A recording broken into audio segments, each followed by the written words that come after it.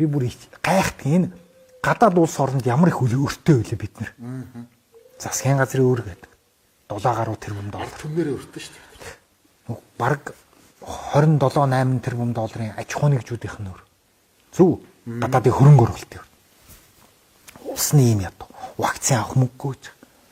Тэгсэн мөртлөөсөө эзэдүүд нь удирдлагууд нь өстой сүртэй гоё ингэж жаяг байдгийн ийм Монголоо алдсан ийм юм мэдэхгүй дээл өмсөж мэдэхгүй гаал. Өөртөө айгүй мундаг бүр ингээл эртний баатар бурхад шиг дээлмэл гоё юм оёчаад тэгээд ив ичихгүй үр тавиад өрөө хулгаалаад үр тавьсан зээлээ хулгааж өөртөө идчихэд тэгээд ичихгүй айгүй тансаг найр хийгээ яваад. Чи өртөөвөл тансаглаж болохгүй шүү дээ. Чи хүнд өрөө төлөх ёстой байхгүй да.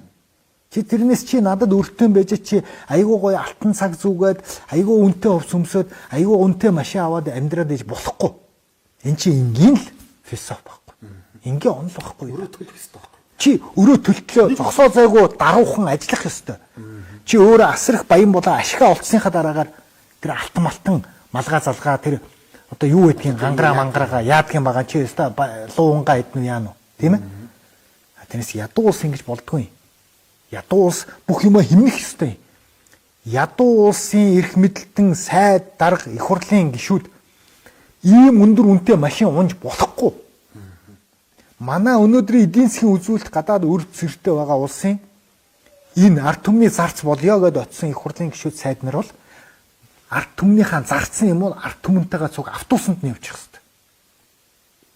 Ард түмэн автобусанд тэд нар автобусны даанаас ард нь дагаа шогшчих хэвээр. Ийм л одоо хэтрүүлж хэлэхэд ийм л дүрм үйлчлэх ёстой.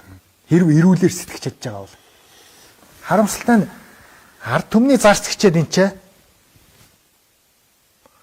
400-500 сая машин суучаад ард түмний мөнгөөр эзэн гэж байгаа ард түмэн өөрөө явган шалдан автобус нь чиглэлдээд ноорхоо гэртээ